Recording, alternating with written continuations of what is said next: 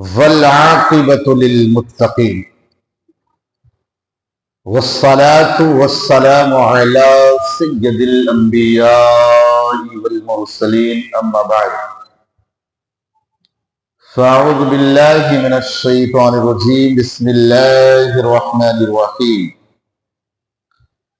إن الله وملائكته يصلون على النبي يا أيها الذين آمنوا صلوا عليه وسلموا تسليما اللهم صل على سيدنا مولانا محمد بارك وسلم صلوا عليه صلاة وسلام عليك سيدي يا رسول الله صلى الله تعالى عليه وسلم بسم الله الرحمن الرحيم والذين سعوا في آياتنا معاجزين أولئك لهم عذاب من رجز أليم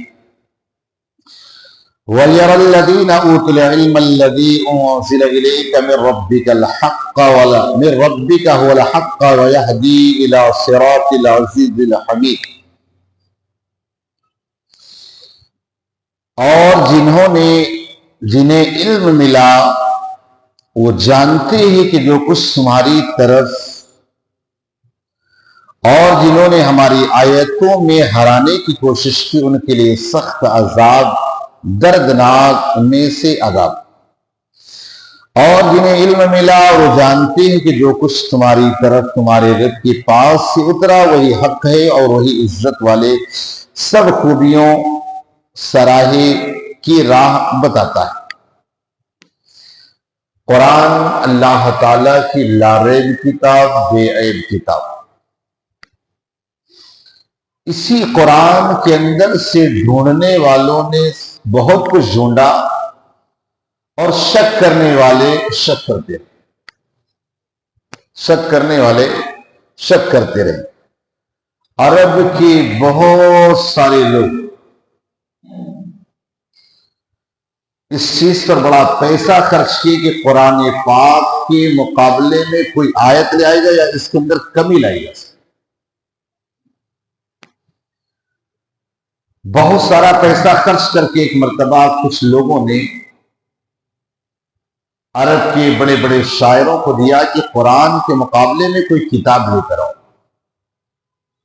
وہ گئے، پورا سال ڈھونڈتے رہے کہ قرآن میں کوئی چیز مل جائے، لیکن قرآن میں کوئی چیز نہ ملی۔ واپس آئے کہ ہم نے اتنا پیسہ آپ کو دیا، اتنا سب کچھ ملا، کہاں پانچ قرآن کے ایسے لفظ ہیں جو بالکل فصاحت سے گرے ہوئے، یعنی وہ صحیح سیٹ نہیں ہوتے۔ اب ان پانچوں کو لے کر کے حضور صلی اللہ علیہ وسلم کے پاس وہ لوگ گئے، جا کے کہنے لگے یہ بتاؤ یہ قرآن پاک میں 5 لفظ جو ہے نا یہ فصاحت اور بلاغت سے گرے ہوئے اور عربیوں کے نزدیک یہ مناسب نہیں۔ تو آقا کریم صلی اللہ علیہ وسلم نے فرمایا ٹھیک ہے، کوئی انسان ایسا ڈھونڈ کے لاؤ جو عربی میں مہارت رکھتا ہو، عربی میں ایکسپیرینس ہو، سے ڈھونڈ کے لاؤ۔ وہ لوگ گئے اور جا کر کے 95 ایئرس کا بڈھا پہاڑوں میں تھا، اسے پکڑ کے لائے۔ بڑی اچھی عربی بولتا تھا،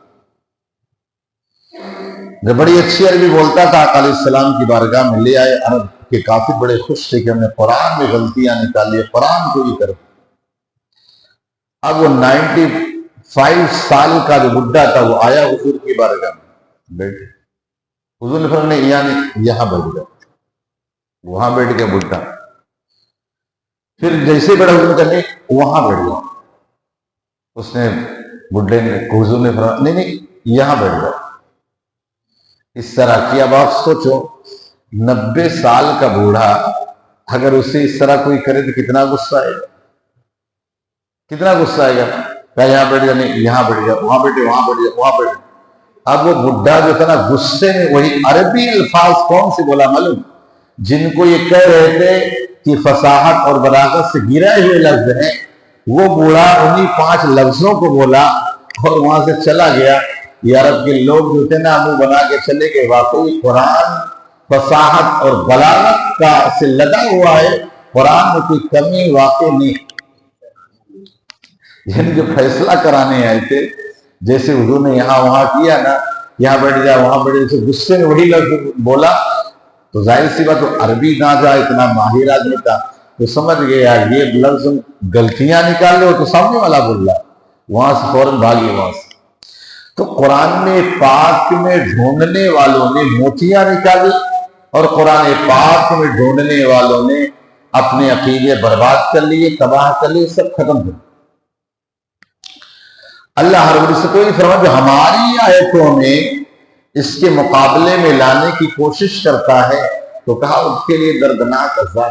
قرآن جیسا کوئی کلام ہوئی نہیں سکتا۔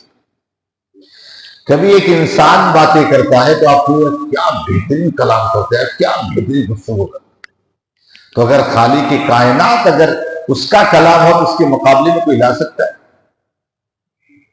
جیسے آپ دیکھیں عربوں کے ہاں معاملہ یہ تھا کہ وہ لوگ جب سالانہ میلہ ان کا لگتا نا تو وہ اپنے باپ داداؤں کے بڑے بڑے تعریفیں کرتے، میرے باپ یہ تھے، میرے دادا یہ تھے، فلاں یہ تھے، اور اس کے علاوہ اگر اچھے اشعار عربی میں لکھ کر کے لاتے نا، اچھے اشعار عربی میں لکھ کر کے لاتے نا، اس کو خانہ کعبہ کی دیوار سے لگا دیتے اور چلے جاتے، چیلنج اس کے مقابلے میں لاؤ۔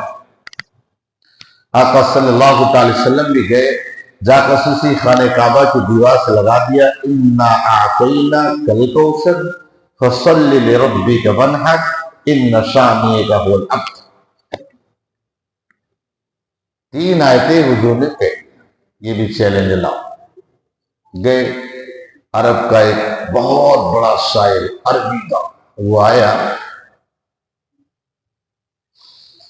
آ کر کے دیکھا چوتھی یعنی 3 وہاں پر پیراگراف کے چوتھا پیراگراف میں یعنی چوتھے سینٹنس میں کیا لکھ دیا، حاضل کلام لیس بشر، کا یہ جو کلام ہے یہ کسی انسان کا کلام نہیں۔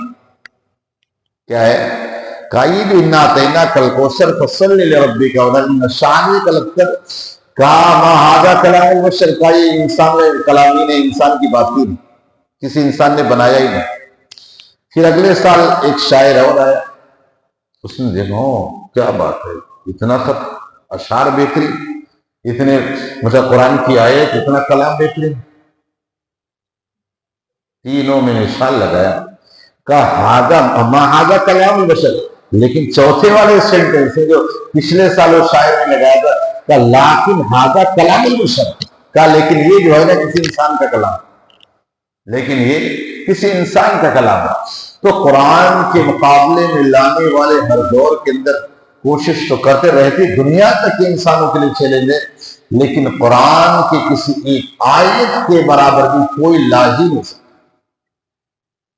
آپ سوچیں اگر ایک سینٹنس میں کئی بار بولو تو یار حضرت وہی بار بار بولتے ہیں، لیکن سورہ فاتحہ کتنا سنتے ہو، کتنی پڑھتے ہو، کبھی بور آپ کو لگا، ایک نیا ایک نیا لطف، نیا مزہ آتا۔ کبھی آپ نے کہا یار چھوڑو یار قل اللہ بچوں سے سن سن کے تھک گئے، کبھی کوئی بولتا ہے قل هو اللہ احد، یہ کیا ہے؟ اللہ کا کلام ہے، اس وجہ سے ہمارے دلوں پر یہ اثر کرتا ہے، تو دنیا کا کوئی کلام اس کا مقابلہ نہیں کر سکتا۔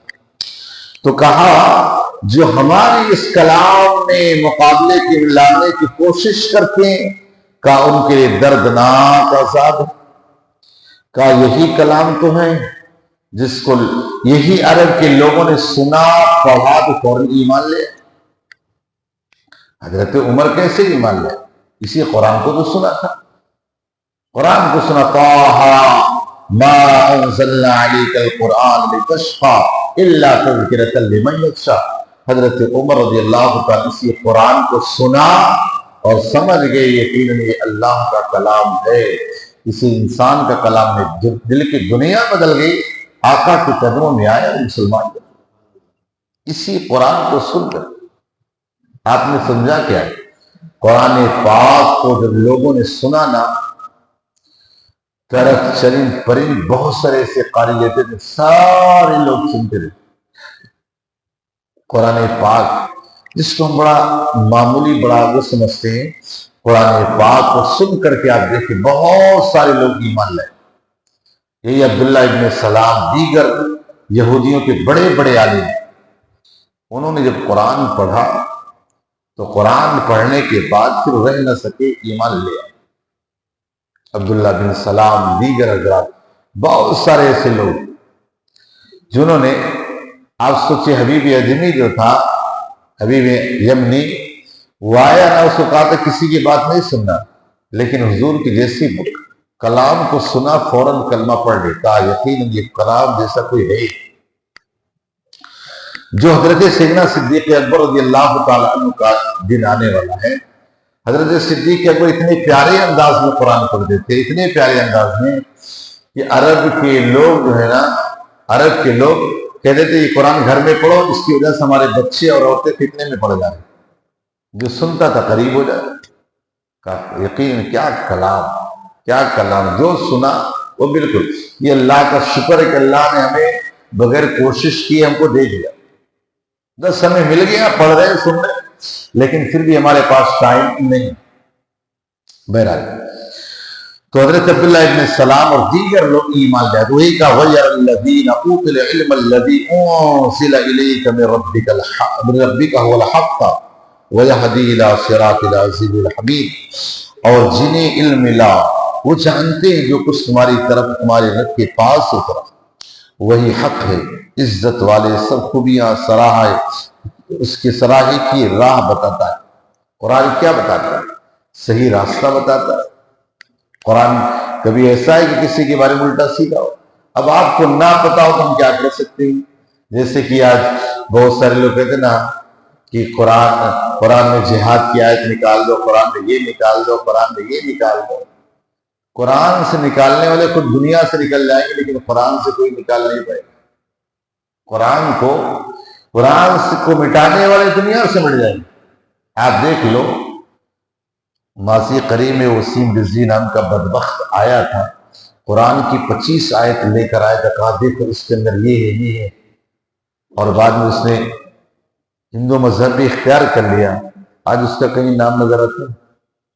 قرآن کو مٹانے والے مٹ جاتے ہیں، اور قرآن کو پڑھنے والے ہمیشہ باقی رہتے ہیں، قرآن کی حفاظت کرنے والے ہمیشہ زندہ رہتے ہیں۔ تو آپ سوچیں ذرا، کہیں اس کا نام کہیں نظر آتا ہے؟ کہیں دوسرا دین میں نہ خدا ہی ملا، نہ رسالے سند، نہ ادھر کرا نہ ادھر کرا، کہیں کرا کچھ نہیں رہا۔